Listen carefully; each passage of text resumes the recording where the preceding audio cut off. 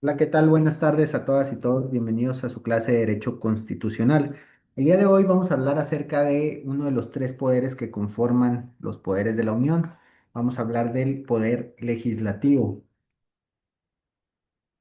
Y buscamos que al finalizar este tema, ustedes sean capaces de identificar y analizar las funciones, la estructura y procedimientos del Poder Legislativo dentro del marco del derecho constitucional, que evalúen su impacto en la elaboración de leyes y el funcionamiento del sistema democrático del país.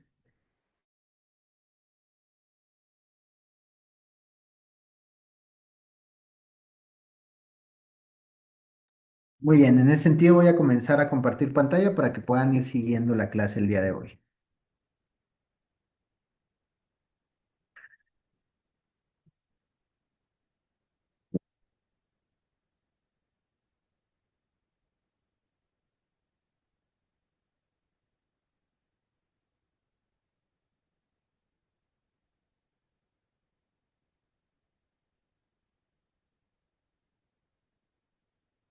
Ahí está.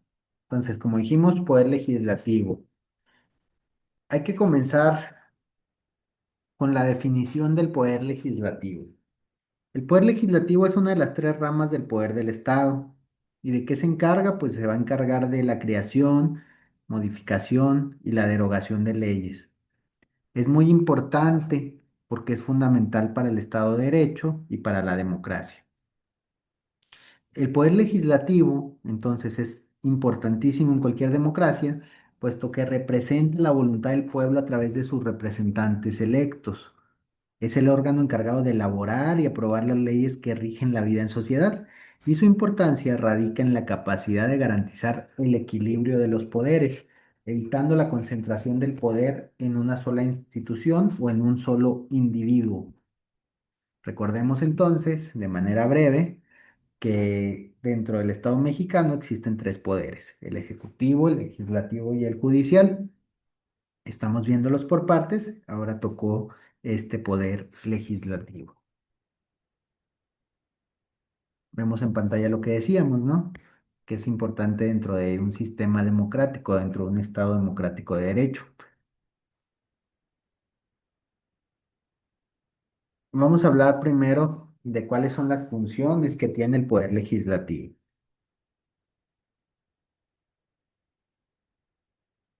El poder legislativo, o más bien, creo que antes de pasar a ese tema, sería importante, porque es la diapositiva, y creo que tiene razón en estar acomodada así, vamos a hablar acerca de cómo se compone el poder legislativo. El poder legislativo tiene un sistema bicameral, como lo dice su nombre, viene el prefijo bi, que significa dos, y cameral, pues dos cámaras, ¿no? ¿Qué cámaras existen? La Cámara de Diputados y la Cámara de Senadores, que conforman el Congreso de la Unión. Hay algunos países o algunos estados que tienen un sistema unicameral, quiere decir que la legislatura se da solamente en una sola cámara. El poder legislativo entonces puede ser bicameral, como en muchos países donde existe una cámara alta, que es el Senado, y una cámara baja, que es la Cámara de Diputados o representantes de la sociedad. Y este sistema va a buscar un equilibrio, permitiendo que las leyes sean revisadas desde dos perspectivas diferentes. Por otro lado, algunos países optan por un sistema unicameral, que es más simple y directo, pero es interesante que ustedes comparen que existen estas dos opciones para entender cómo se adaptan estos sistemas a las necesidades de cada país en concreto. Estamos viendo en pantalla lo que acabamos de decir, que existe el bicameralismo, como es en el Estado mexicano, el unicameralismo, y que hay diferentes ejemplos a nivel internacional.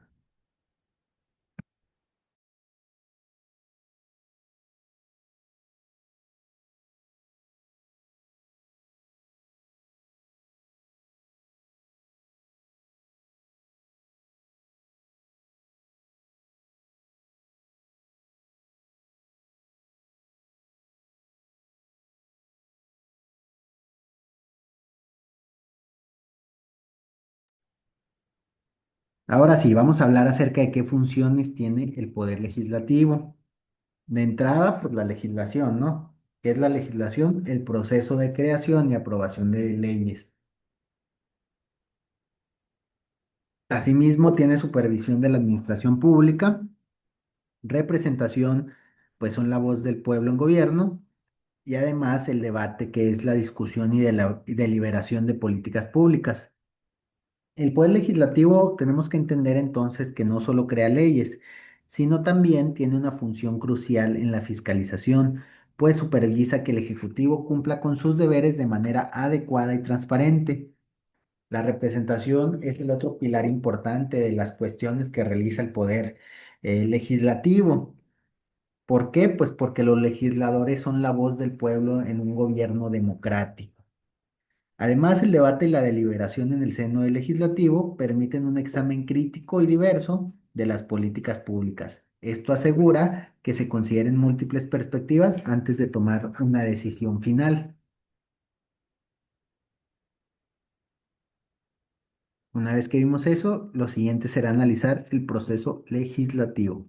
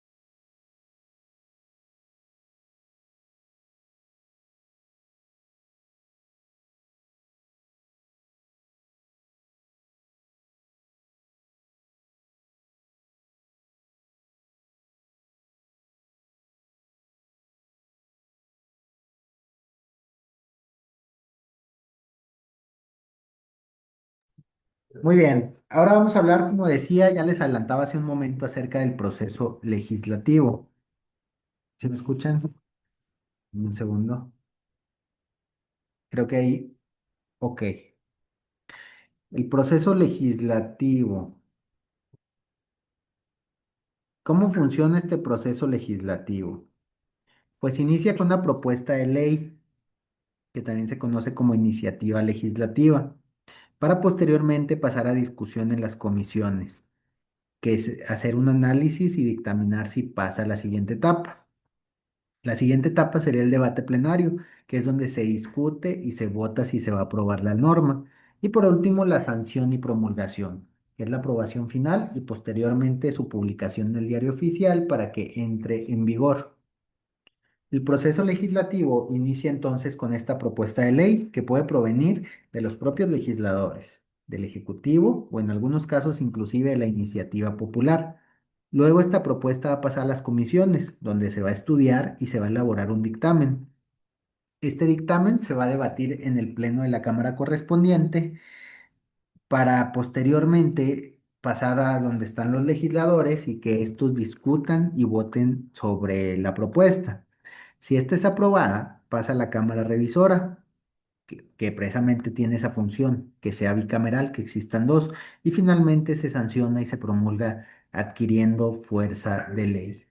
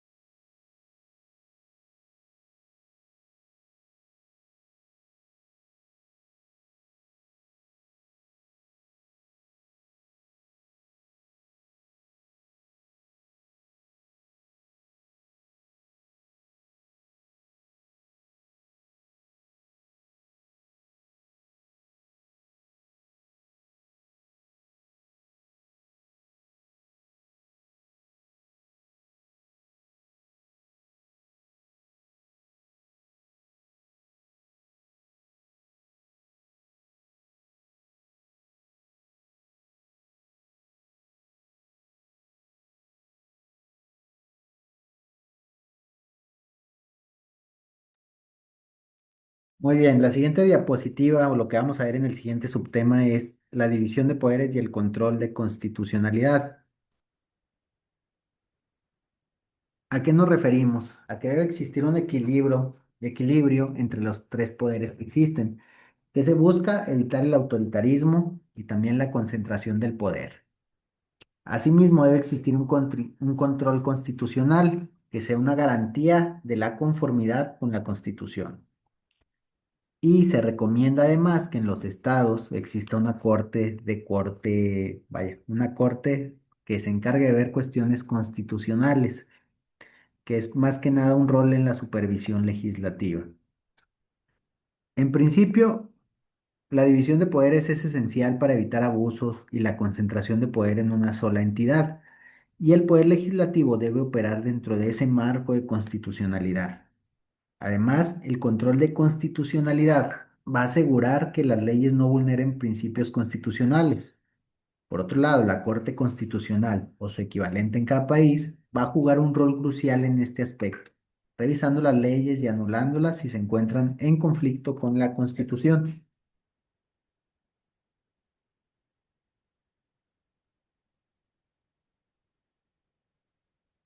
El siguiente punto será entonces hablar de las relaciones entre el poder legislativo y el poder ejecutivo de manera concreta. Lo estamos viendo en pantalla. Puede haber colaboración o puede haber conflicto. Es decir, puede existir una dinámica de trabajo en conjunto o puede existir tensión sobre las diversas propuestas. Asimismo, esta generalmente se evalúa como un tema de control político y mecanismos de supervisión y balance. La relación entre el legislativo y el ejecutivo, entonces, ya dijimos, puede darse de manera cordial a través de la colaboración o puede existir tensión en casos de conflicto. Mientras que la colaboración va a ser esencial para la implementación efectiva de políticas públicas, el conflicto podría surgir cuando hay diferencias en las prioridades y enfoques. El control político ejercido por el legislativo va a ser un mecanismo importante para mantener la transparencia y la responsabilidad del ejecutivo. Analizar ejemplos de diferentes países o estados le servirá para verificar entonces cómo funciona esta relación entre los poderes.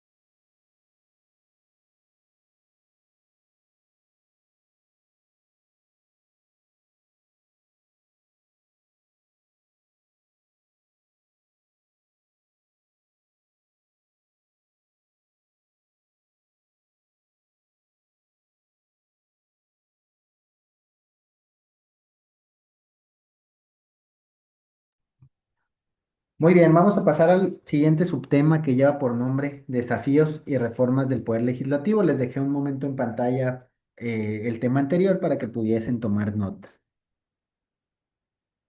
¿Y de qué vamos a hablar? Pues vamos a hablar acerca de los desafíos actuales, que pueden resumirse a la corrupción, la ineficiencia y la falta de representatividad. Vamos a hablar acerca de qué reformas se necesitan, entendiéndolas como las propuestas para mejorar el funcionamiento legislativo. Y vamos a hablar acerca de la participación ciudadana, que es este incremento de participación y transparencia en la sociedad actual. Resumimos todo esto diciendo que el poder legislativo enfrenta numerosos desafíos como la corrupción, la ineficiencia y la falta de representatividad. Estos problemas requieren reformas para mejorar su funcionamiento y también para aumentar la confianza pública. Propuestas como la transparencia en los procesos legislativos, la mejora en los mecanismos de participación ciudadana y la implementación de medidas anticorrupción van a ser esenciales para fortalecer esta institución. La participación activa de la ciudadanía en procesos legislativos puede ser un factor clave para impulsar estas reformas.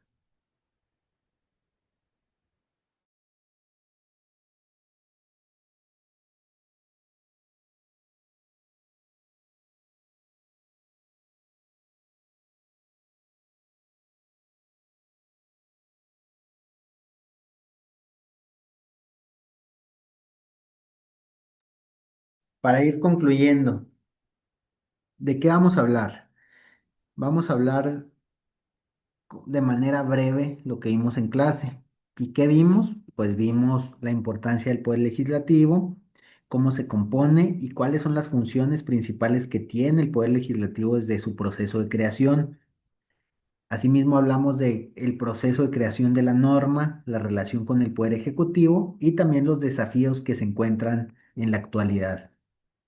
El poder legislativo, entonces, debemos entenderlo como un pilar fundamental para la democracia y el Estado de Derecho, asegurando que la voz del pueblo se traduzca en leyes justas y además efectivas. Y mirando hacia el futuro, es crucial que esta institución evolucione y se adapte a los nuevos desafíos, manteniendo siempre su compromiso con la transparencia, la representatividad y sobre todo la justicia. Con eso vamos a concluir la clase del día de hoy. Yo les agradezco por su tiempo, por su empeño en esta carrera y les ofrezco una disculpa. Tuvimos un problema técnico el día viernes con este tema de las lluvias, lo que nos impidió estar conectándonos, pero les dejo esta grabación para que puedan ponerse al corriente con los temas. Y les recuerdo que van a tener un cuestionario que tiene que ver con este tema de derecho constitucional y que solamente consistirá de 10 preguntas, como siempre muy sencillas, es decir, de opción múltiple.